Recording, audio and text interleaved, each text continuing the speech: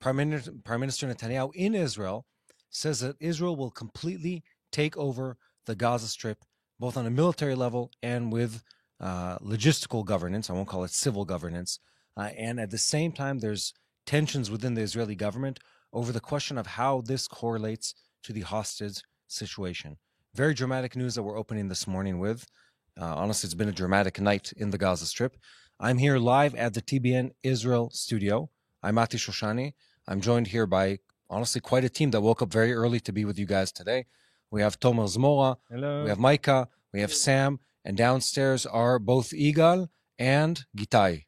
Am I missing And someone? Alon. And Alon, excuse me, I forgot. And Alon.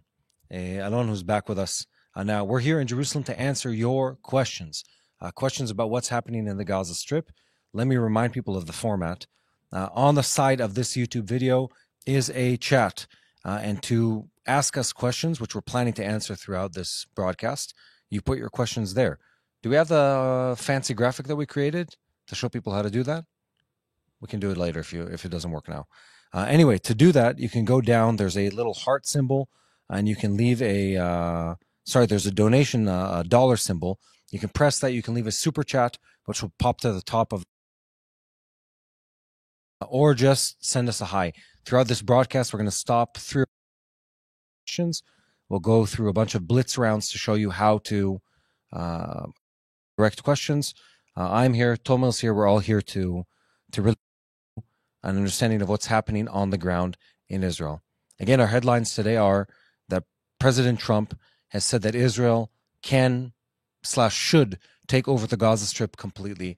Prime Minister Netanyahu, several times in recent days, says openly, we need to completely take over the Gaza Strip.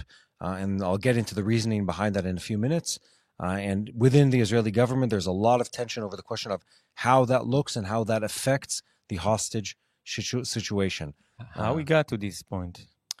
Great question, Tomer. Let's start from there. So we're in a unique situation. I want to remind people that we've been experiencing a deception blitz attack on behalf of Hamas. And I want to say this also personally. In the past, I was apprehensive to say, oh, everything that is is anti-Semitic and anti-Israel. Let's be honest here.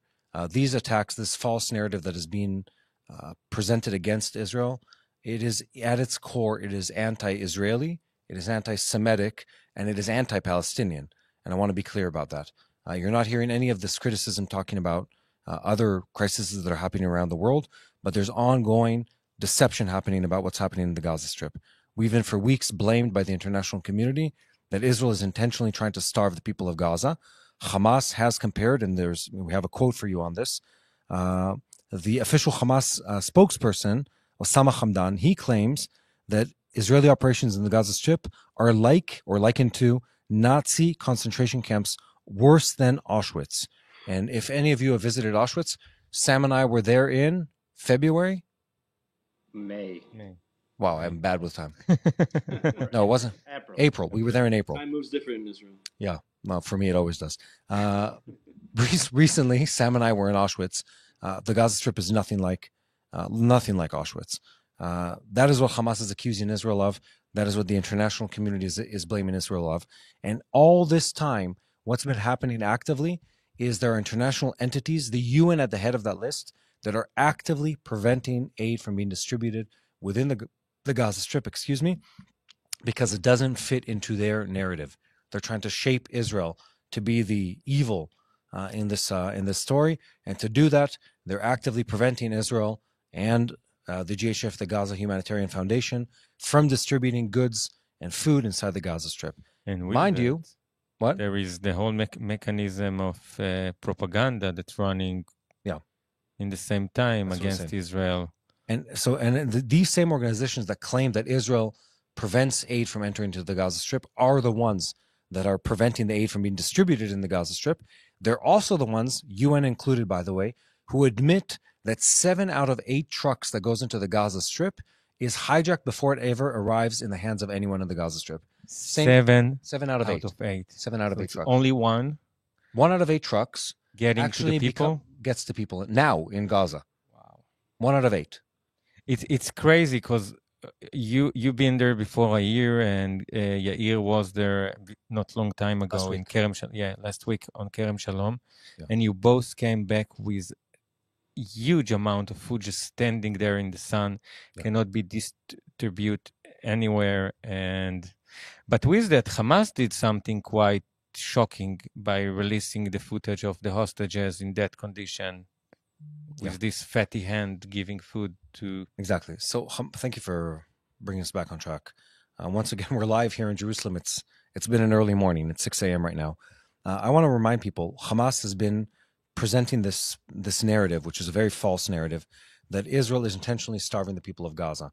And they've been portraying these very, very, very fake images of children that have, genetic disorders, and saying that they've been starved, of adults that have medical issues that are unrelated, and claiming that they've been starved. Mind you, at the same time, they release, I think, some of the most heartbreaking footage that we've seen. Footage of an Israeli hostage that President Trump has talked about. It's a man named Aviatar David, an Israeli citizen who was kidnapped from his home on the morning of October 7th. He's been held in captivity for over 600 days in the Gaza Strip. And there's a video that has been circulated by Hamas, by the way, intentionally, of him. To say the man is emaciated is an understatement. What they letting him to do in this video is shocking. He's about half the size he was when he was taken captive. He was built before he went in. Yeah, the guy was horrific. It's horrific. It's terrible. And the guy talks about it, and there's a whole, I don't want to, he's digging his own grave, and I don't think it's the first time he's done it, because he does it in such a nonchalant way that it's just terrible. Then he tells you about how he's being fed, and at the tail end of this, now I'm forgetting the name of the hostage. A hostage that was released a few months ago came out this weekend and gave an interview in Hebrew on Israeli Channel 12. I need to find the clip. And the guy talks about how Hamas they would assess them. They'd make them take off their shirts every couple weeks. Did you see this, Tomer? Yeah. And they'd look at them and they say, "You're not skinny enough. You're not skinny enough. Clearly, we're giving you too much food. Let's cut your rations even further." So Hamas was systematically and is systematically starving to death Israeli captives because they want this to shock the Israeli public, because they want to put fear in the hearts of people. Look at this. Look at the image. I mean, it is heartbreaking to an extreme degree.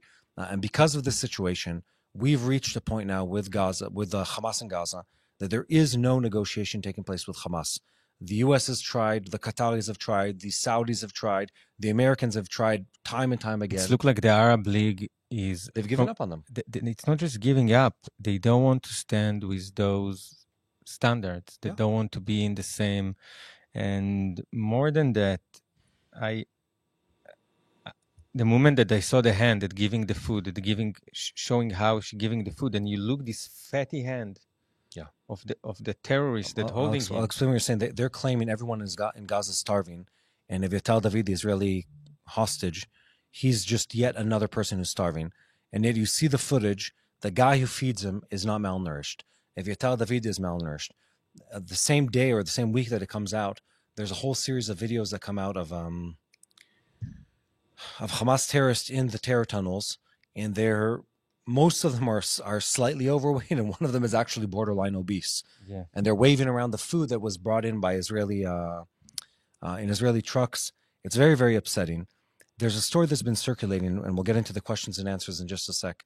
President Trump has reportedly been watching these videos time and time again of Aviatar David, wanting to allow the shock and the reality of what's happening to sink in. The report says that President Trump has been crying repeatedly watching this footage. We've heard this from multiple sources, and he's repeatedly talked about this to global press. He says, "I've watched it. It's horrific. I hope many people watch this video, even if it's hard to watch, because it is truly horrific." And President Trump says this, and at the same time, I think the first time he watched this, which is like about 4 or 5 days ago, he comes out and he says, essentially, Israel, just do whatever deal you need to do to get back the hostages, and then let's finish Hamas. And I think the reality people have been coming to is this kind of evil that is intentionally starving people, intentionally avoiding a negotiation, intentionally preventing food from reaching their own people, they can't be negotiated with. And that's the reality many people have come to. Let's pause for a second. Our headline today is President Trump Prime Minister Netanyahu are saying Israel needs to completely take over the Gaza Strip and remove Hamas completely. This is something Israel has avoided doing up till now because of the fear for the lives of both Gazan civilians and also the hostages in the Gaza Strip. We're here at the TBN Israel studio. We're live. It is 6:22 a.m. Israel time as we're going live here, and we're here to answer your questions. But before we continue, if you're here and you have yet to have done this, you're one of about 1 out of 2 viewers of this channel that is watching but hasn't subscribed. Pause this video. We'll still be here. It'll just be a small delay. Like, share, and subscribe, because the reason we're here is to bring people the truth of what's happening in Israel to the corners of the earth. We want to make sure you get to see what is truly happening around the world. Let's run with some questions. Yeah, let's run into some questions. We're here to answer your questions. We explained how to do that. Look on the side panel. We're taking your questions and we're moderating as we go. You can say hi and just mention where you're from, or you can ask a question with a cue at the beginning to make sure that we don't miss it. Number one question is from Passion Safe. Will Hamas and its army be destroyed? Yes and no. Hamas and its army have been mostly destroyed. The majority of Hamas organized fighting force has been removed a long time ago. That's the reality. The problem is that Hamas is an ideological movement, and the Israeli government has openly admitted, as have the Americans, that there's a problem that as long as they control some of the territory in the Gaza Strip, they will continue to exist as a terrorist organization. What we're fighting against right now in the Gaza Strip is not an organized army. It never was. We're an army that fights by the rules. They are a terrorist organization that intentionally tries to hide behind civilian population. And when the civilian population moves, they basically set bombs in every building in the Gaza Strip, forcing the IDF to move slowly and to destroy buildings as they move. Otherwise, they'll hit an IED scene every time they enter into a building. The Gaza Strip has been booby-trapped repeatedly by Hamas terrorists. They've used civilian human shields time and time again to try to force the IDF to hurt civilian population. This is on top of what we were talking about, which is denying food. It sounds really simple. They're using the society there as a human shield. What does that mean? It means that Hamas terrorists hide inside buildings with people. It means that they'll physically grab onto a grandmother, a grandfather, a child, hide behind them, or force them to stand in front of them as they're firing RPGs or sniper fire. And they're essentially trying to get the IDF to drop an airstrike or fire a tank shell or any kind of other direct projectile at them, knowing full well that it will kill the civilians in front of them. The IDF has, in a very painstaking and very painful way, tried everything in its power not to hurt the civilian population in the Gaza Strip, including repeatedly putting the lives of IDF soldiers at risk to prevent harm to the civilian population in the Gaza Strip. I've experienced this firsthand over multiple decades in the Israeli army. Yael has talked about the same thing, and we've seen this in footage, in reports, in friends that are telling us the story. This is what happens in the Gaza Strip. Next question. By the way, let's pause for a second. Can you see that beautiful sunrise behind us? I was riding my bike into Jerusalem. I come from the west into the city, and the early rays of the sun hit the hilltops of Jerusalem as I was coming in. It was beautiful, beautiful morning. It's not a photo. That's behind us. That's behind us. The sun is coming up. It's 6:20 a.m. in Jerusalem, and it is absolutely beautiful outside. I love it. What? On the mountains of Jerusalem. Yeah. Okay.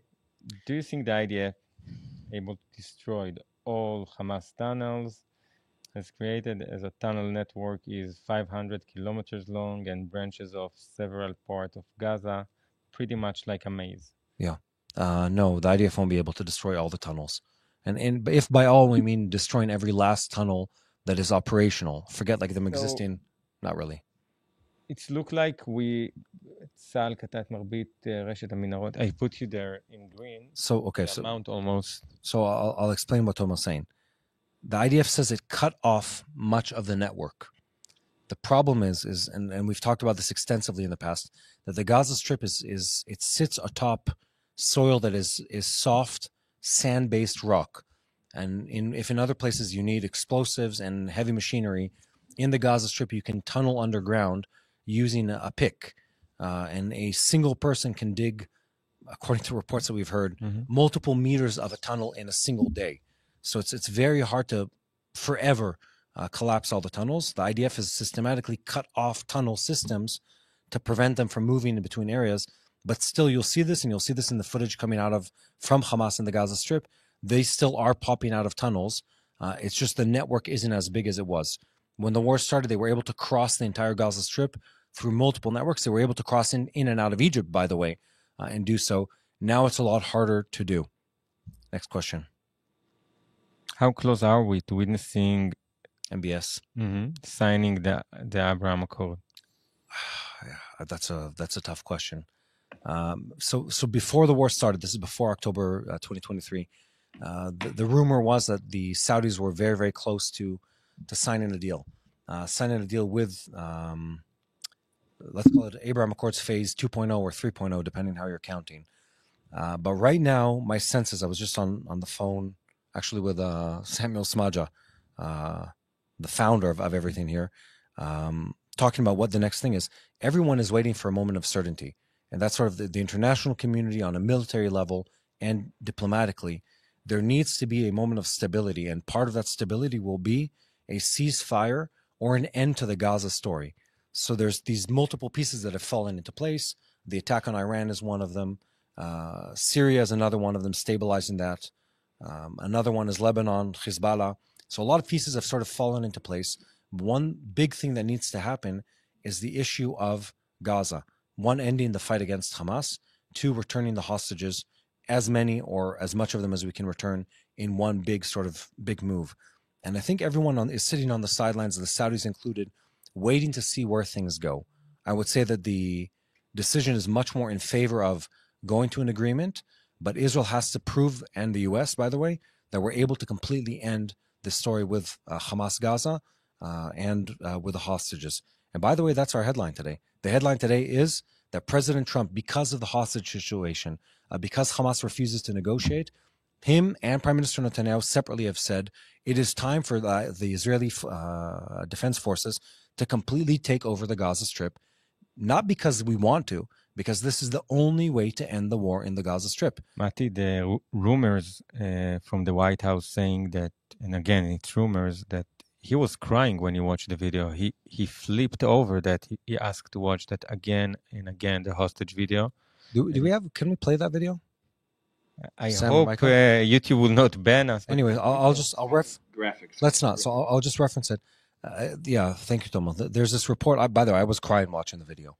I saw his brother's interview, and I willed the. It is so painful to watch. This young, healthy, strong man who's been intentionally starved by Hamas for almost 2 years now. Any one of 25 that's still alive. He's one of probably at least 20 people that are still alive. They're intentionally being starved to death to put pressure on Israel. They're intentionally being tortured. The man is depicted digging his own grave inside a tunnel. He is a shadow of the man he was before. And Hamas is doing that intentionally to torture him and the souls of the people in this country. And President Trump reportedly has been watching this video again and again and again and talking about how evil it is and how much there needs to be an end to this story. Look, Israel has done everything in its power. The U.S. has done everything in its power. And countless other countries have tried to bring an end to this war in Gaza by an agreement with Hamas, by a hostage exchange with Hamas terrorists, something. And Hamas refuses flat out every single time. That's the reality we're in. And we've come to the point where it's just evident that we're not going to an agreement, that Hamas refuses to enter into any kind of agreement. They just go through the motions every time. Guys, anyway, I want to remind you, we're here live, by the way. It's 6:30 a.m. Israel time. There's a beautiful, beautiful sunrise behind us. And we're here to answer your questions. And if I seem sleepier than usual, it is because I woke up very early this morning because we wanted to get to you at a time that is good for you guys. I think this is a good time to pause for a second and talk about who our partner is. And I want to start with a story. An Israeli company sold this week. A huge company. Huge company. CyberArk. Mm-hmm. An Israeli company just sold to the U.S., to a U.S.-based company this week. What was the number? It was 200 and... It's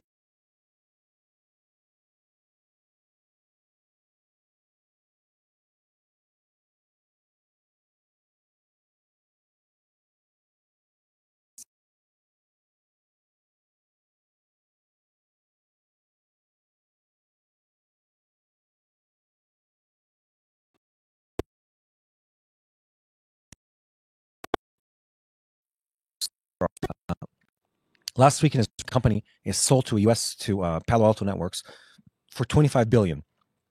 People have been making this claim, like the economy in Israel is slowing down, it's weakened, etc. The exact opposite has happened repeatedly. Time and time again, Israeli companies keep selling at very, very high prices to U.S. entities. And if you're asking yourself the question of what economy is stable right now, what economy is worth investing in, Israeli economy is that opportunity right now. And today's partner is Wise Money. And I want to tell you about these people. I know the owner. I know his family. I know the people behind this organization. They're a U.S. and Israeli team of professionals that invest on your behalf in the Israeli economy. So if you're looking to make create a small portfolio or something more substantial, there are clients from around the world that work with Wise Money Israel because they deliver the same level of professionalism and integrity, and they give you a personalized service as you would experience from anyone around the world, a professional firm, but in Israel. And now is the time to invest. There's many ways you can support Israel. You can, send donations. You can pray. You can watch TBN Israel. But another way is you can support, and will give you also a benefit in return. You can invest directly in Israel. And our partner today is wisemoneyisrael.com. And if you go to the link on the screen, it's wisemoneyisrael.com/TBN. Again, wisemoneyisrael.com/TBN. If you go there, and you can scan the QR code, by the way, if you're watching this on a bigger screen, make an investment. It helps our channel grow, and tell them that Mati sent you. These guys are legit. They're the real deal. And this is a really, really good way to invest into Israel. And now seems to be the time. The economies of the world are unstable, and somehow the Israeli economy has been on just one trend for quite a while. That's wisemoneyisrael.com/TBN. Now, let's recap on what we're talking about today. So the headline was started with at 6 a.m. our time. By the way, we're live here in Jerusalem. Was President Trump, he essentially says to Israel, guys, go and take over the Gaza Strip. Prime Minister Netanyahu says, we have no choice but to take over the Gaza Strip completely. And in that, and we'll get to this part in a second, the Israeli Chief of Staff, Zamir, says, we have a problem. That means that we might be endangering the hostages. Now, let me remind you, we are more than 600 days into an ongoing conflict in which the Hamas has been holding on to reportedly just under 50 Israeli hostages right now. About half of them are alive, according to estimates. And of those people, we've tried to negotiate their exchange time and time again with Hamas. Hamas does one thing and one thing only. They continue to fight. They continue to hide behind civilian population.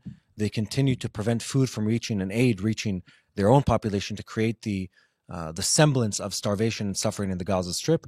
Meanwhile, there's food piled up outside of the Gaza Strip.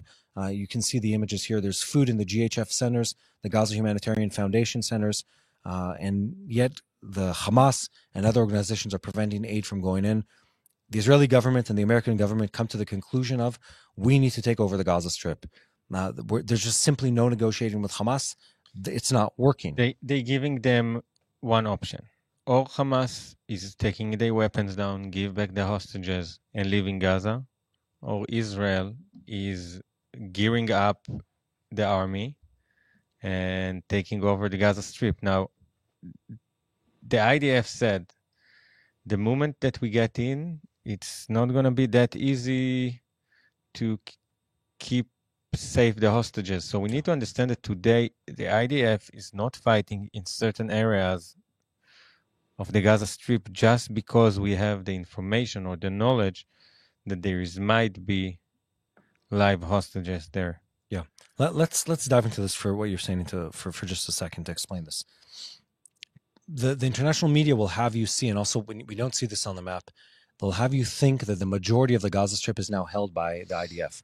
That's not the reality, actually. The IDF presence in the Gaza Strip right now. We have some greeting from Tehran. Greeting from Tehran. Back at you. Thank you. Salam alaikum. They don't speak Arabic there. Yeah. Oh, they don't? No. They speak Parsi. Semi-racist. Yeah. We'll forgive it. It's early in the morning, Micah. Anyway, the international media will have you think that the IDF controls all of the Gaza Strip. That's not the case right now. The IDF actually has a relatively small military presence inside the Gaza Strip compared to what it had in the past. We've withdrawn several regiments of fighting forces from there, and more maintaining the main corridors and pressure on certain areas. There are areas in the Gaza Strip that the IDF hasn't touched in a very long time. Gaza City is one of them, and several of the camps, specifically down in the southern part of the Gaza Strip. The IDF knows, and the international news knows, that the hostages that are alive are kept within population concentrations in that area. Just to give you a visual, there's a population area, let's say it's 800,000 people. That's the number that they're estimating for, let's call the main Gaza City. 800,000 people, in which, let's say, there's 10, 12, 13 living hostages. There is no way to take over that terrain without endangering the hostages. And within the Israeli military and Israeli public, there's a debate over the fact of, if we now, because again, the conflict with Hamas isn't ending, if we now escalate and try to really disarm Hamas completely, we're by definition putting those hostages at risk. And then the government says, and the American government says, what do you mean now you'll be putting them at risk? Haven't you seen the videos of the hostages being intentionally starved to death? Some of the recent hostages that were released, the medical, are you familiar with this? The medical assessment said that if they were released 2 or 3 weeks later, they would have already died of starvation. I mean, that's how close some of these people are to dying. Time's running out. We have to attack these people. We have to attack these people. We have to take away Hamas's ability to continue holding on to them. It's just a horrific situation. I want to say this too. People, myself included, when we read the news at home, we often think that the solution for these military problems is a tactical solution. Why don't you, go around from this side, take over this area in the Gaza Strip, do this or that on a military level, move forces here, use the Air Force there, kind of stuff like that. We're beyond the military solution at this point. It's not a tactical solution. We're now in a place where what is needed is what we call a strategic solution, and strategic means diplomatic on multiple fronts. It means that we require the international community to intervene. This means UN organizations, the US and other governments, to force a resolution on Hamas, and that probably combined with military action. Tomo, you mentioned this a couple of minutes ago.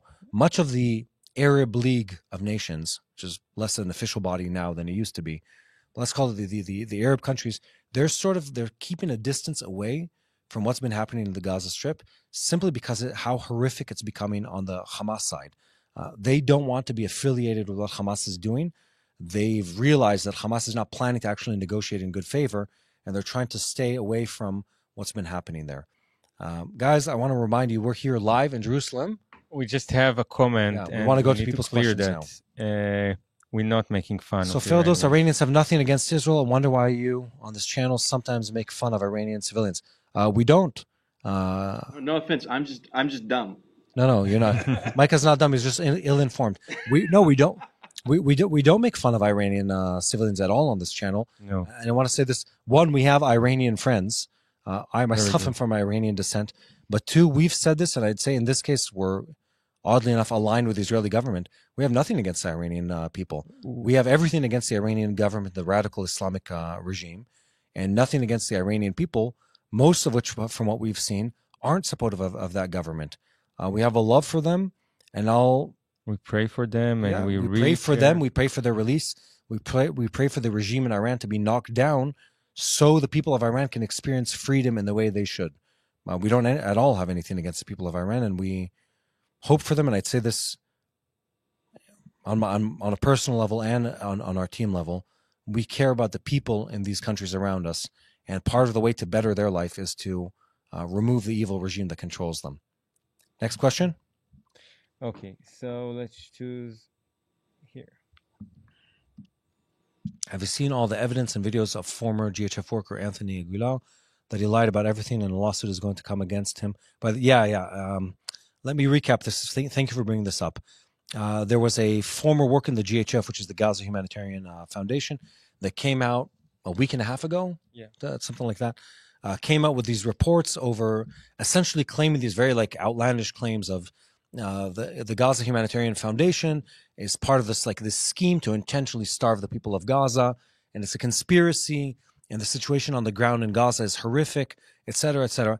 It literally took, I think, 24 hours for evidence to surface that the guy was a disgruntled employee that was fired from his job in the GHF, and then for weeks threatened them to create a smear campaign if they don't take him back for a security job. And now, since then, he retracted it because, again, legal action is about to be taken against him for lying against his former employer. But the problem is, and I appreciate the person who brought this up, this is what happens in international news. Israel will aid the Druze in Syria, and then the headline on the BBC will be Israel strikes Syria, or strikes, it'll be a name of a place in Syria. And then days later, there'll be a correction made on some like random, X account related to them that on says page 20. Yeah, and that has an exposure of 1% of the original piece, and they'll say we apologize for inaccurate reporting. Meanwhile, they've already shifted the opinions of people around the world against Israel with a false narrative. So this is exactly those kind of things where someone comes out with a series of lies. They're spread around the world. People take them at face value without doing any kind of a check on or fact checking on the facts. And then they're corrected a week later, but no one cares at that point. Really problematic situation, and I appreciate this being brought up. We have time for more questions. Why are Westerners always surprised that the world doesn't respect our values? Isn't Hamas's brutality just a function of their culture, religious belief? Yes and no. Not all Muslims try to kill people. Not all Muslims try to kill innocent civilians, but yes, this faction of Islam that is behind Hamas, which is the Muslim Brotherhood, they are problematic. They have caused chaos and death in countless countries for countless years, and Hamas continues to do the same thing. The Muslim Brotherhood are the people that violently took over Egypt. Egypt is willing to go to war, by the way, with the West to prevent the Muslim Brotherhood from getting a stake in their country again. Many other countries fear the Muslim Brotherhood, and that mindset that is behind Hamas is corrupting and destructive and always has been.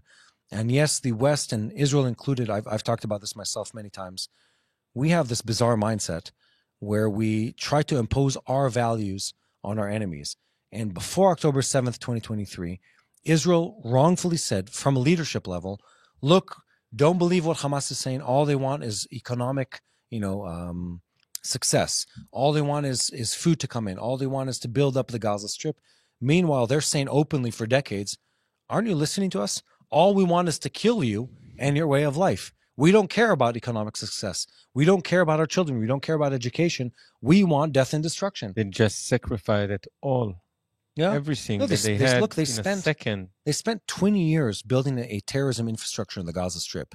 They could have built, and I'm not exaggerating, they could have built the world's best underground metro system with the funds that they put into terrorism infrastructure, and they have nothing to show for that money aside for death and destruction. They were given by Israel, and this is not something I heard. I was there as a young officer pulling out Israeli civilians from the Gaza Strip in 2005 when Israel said, we don't want to be in the Gaza Strip anymore. Take this and do your thing. And in return, Hamas says, we don't want to do our thing. Our thing is killing Israelis and destroying your nation, and that's what we're going to do. And they've been true to their word. We just keep forgetting that there is evil in this world and that these people represent exactly that. And until we remove that ideology in any means necessary, we'll continue running up against it time and time again.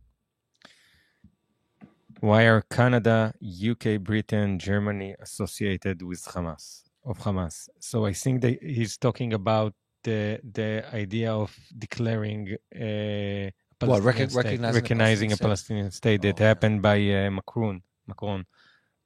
Yeah, so maybe France is supposed to be on that list. I'm not sure where the question was going here, but there's been this wave of diplomatic pressure against Israel that started with French President Macron, who essentially says we want to move in the direction of a unilateral recognition of a Palestinian state over the head of Israel.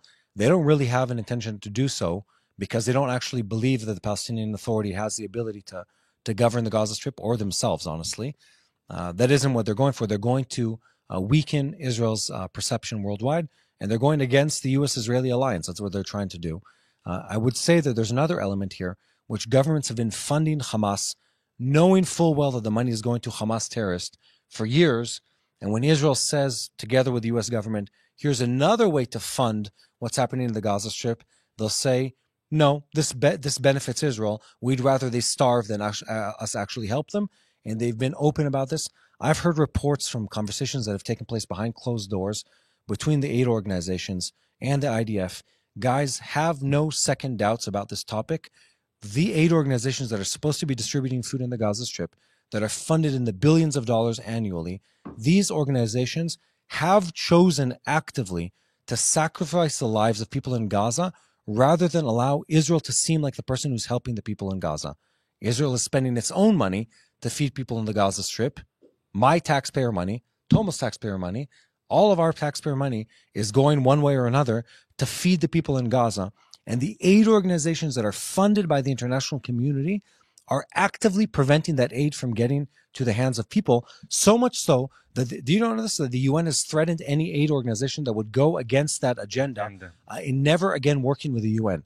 So if you're an aid organization that says, I help people with, name a disease, with one kind of a disability or another, well, I help them. I help people that have, let's say they have celiac disease, and we want to make sure that they get gluten-free products.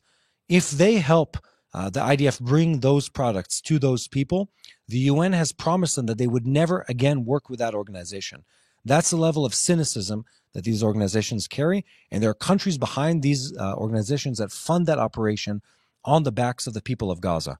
It is horrific, it's cynical, it's disgusting on every possible level. You heard what Mike Huckabee said when Macron decided to announce that he wanted to declare a Palestinian state? No, what did he say? He said he should do that in the French Riviera. I've always had a lot of appreciation for Huckabee, but he's done some amazing things as an ambassador. Okay. Do you have insight as to why the UN is like this? I always scratch my head. I don't understand why. Yeah, I haven't. It's an easy answer. Okay. Because Mike asks a very, very valid question. Why is the UN such a terrible organization? I mean, aren't they tasked with doing good in the world? And the answer is yes. I could go on a 2-hour deep dive on this topic because I used to actually spend a lot of time professionally working on this question. The background is that the UN has a limited amount of resources, and the countries that are behind the UN are predominantly non-democratic and non-liberal countries. I'm trying to find delicate words to describe the situation. And so let's say there's an organization that is tasked with women's rights or children's rights. Okay, and it has, let's throw a number, 180 member states in that organization. And out of them, let's say 70 are democracies or semi-democracies, and the rest are anti-democracies. And in that list of countries are North Sudan that intentionally, it maims and attacks people in neighboring countries and their own people. In it are countries that have female circumcision in their countries that imprison their people and harvest their organs and sell them to other countries. They don't want to talk about what they're doing, so they try to push all the resources of those organizations to talk about irrelevant things for the international community. Let's talk about, and this isn't an agenda comment, let's talk about fossil fuels and electrical cars instead of talking about human rights violations. Let's talk about some random esoteric topic instead of this. Let's talk about Israel and the Palestinian conflict instead of what we're doing to our own people. That's the reality behind it. And then there's another element, which is just the spiritual fact that many of these people are opposed to what God has been doing in this land of Israel. But there's multiple layers to it. There is a cynical agenda where these people don't want to talk about the real problems because it reflects very negatively on them.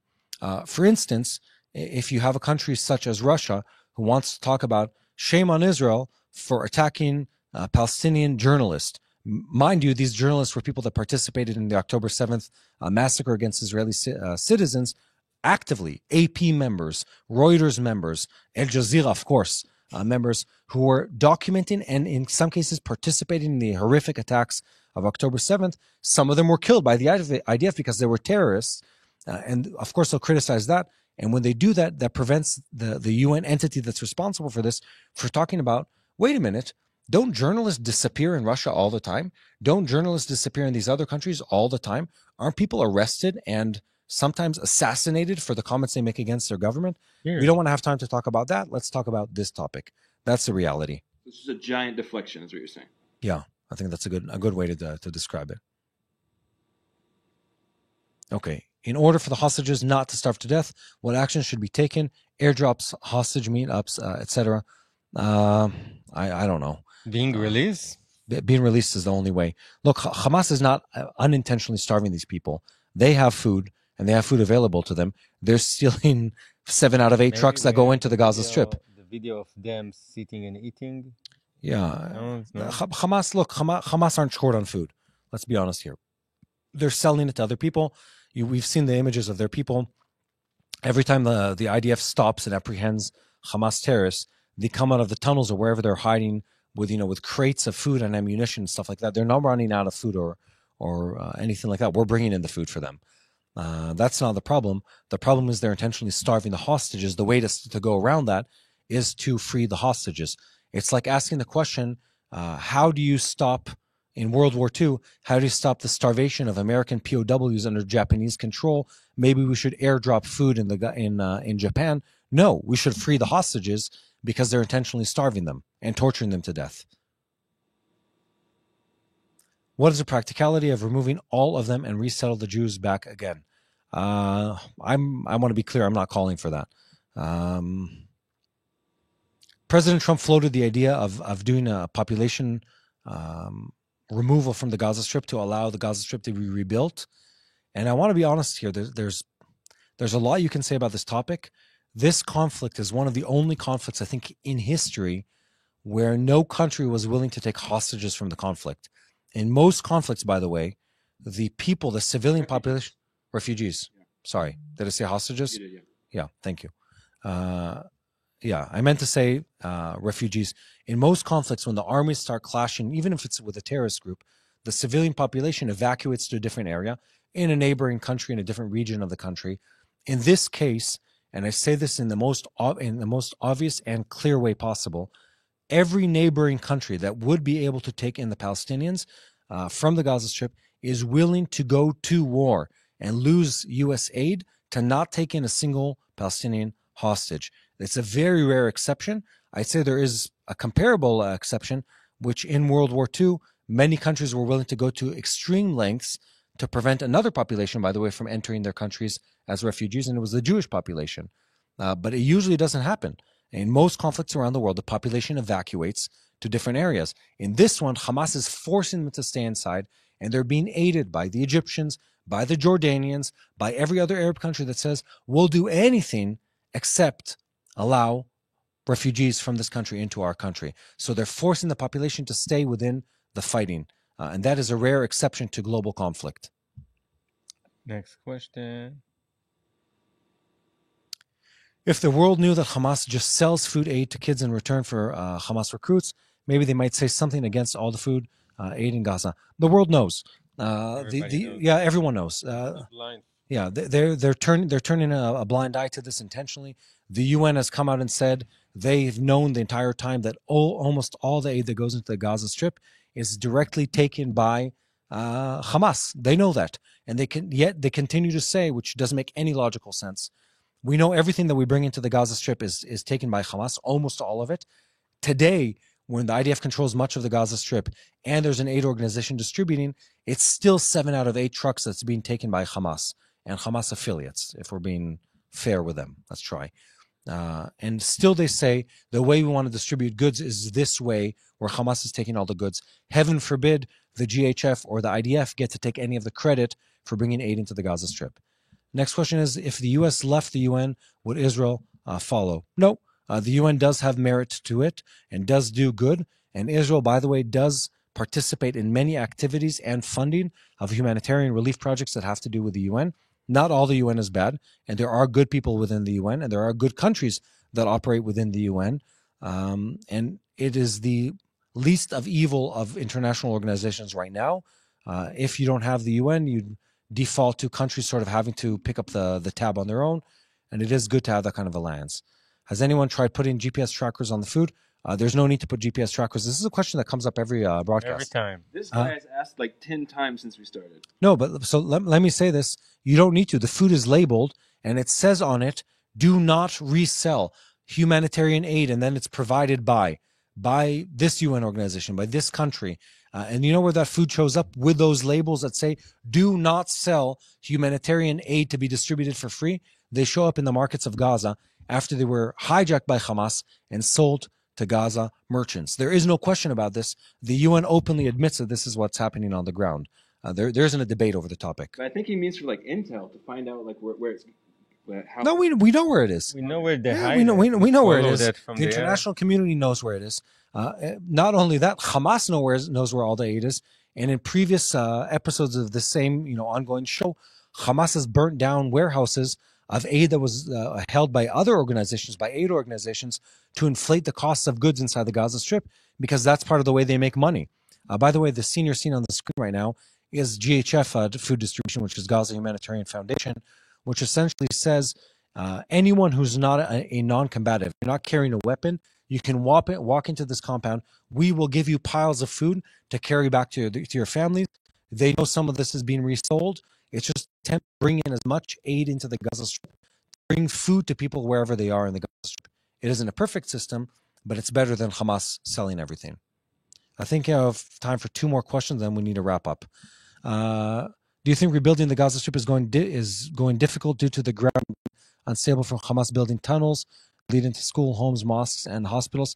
No, I mean the reason we can't rebuild is because we're still in conflict.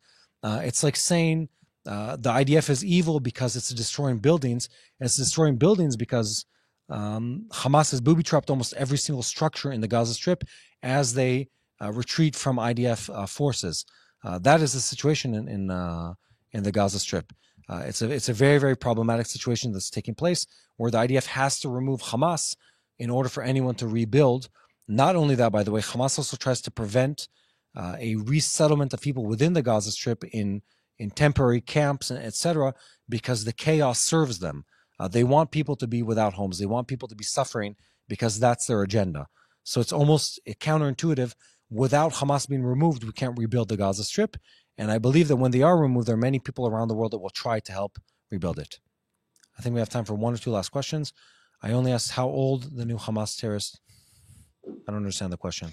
How old the Hamas terrorists are now? Like child soldiers. Oh, they're child. Yeah, they're young teens.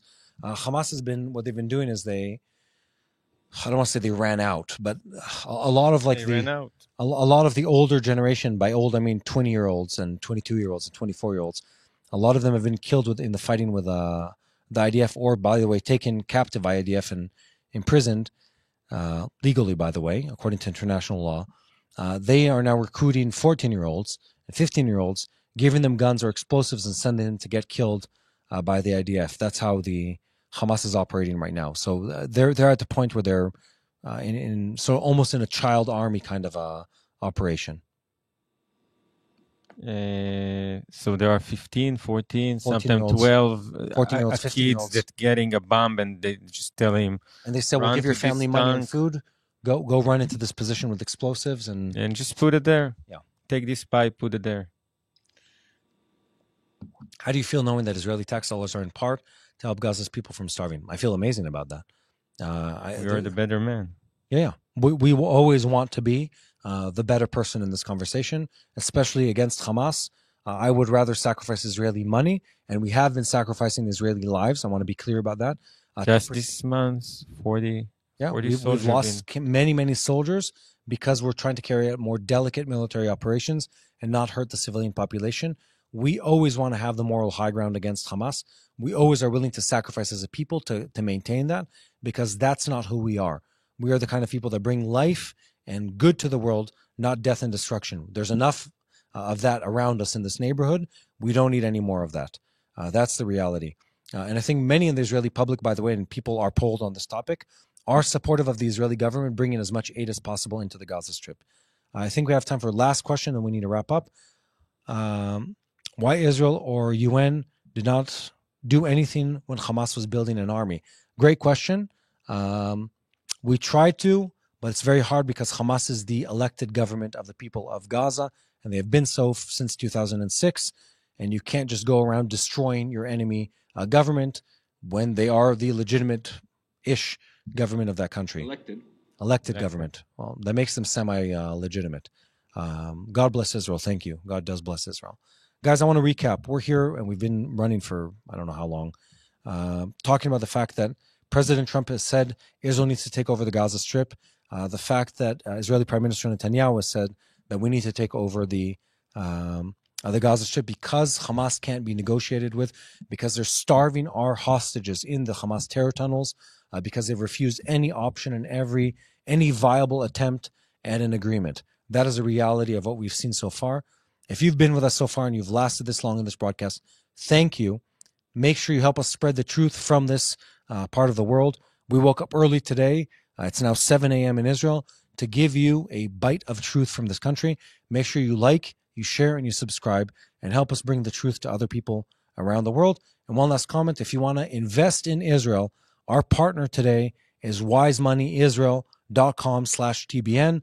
It's a great way and a validated way, a secure way to really invest into the economy of Israel, which has been booming. We were talking about this. Make sure you do that. And if you're looking for a way to invest in an economy that continues to grow in a supernatural way, this is a way to go about it.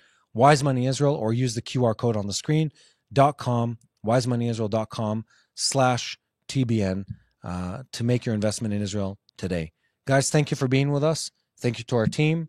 Thank you for all our audience who's been with us throughout this war. We deeply, deeply appreciate it. God bless you all, and we'll see you on next week's Q&A.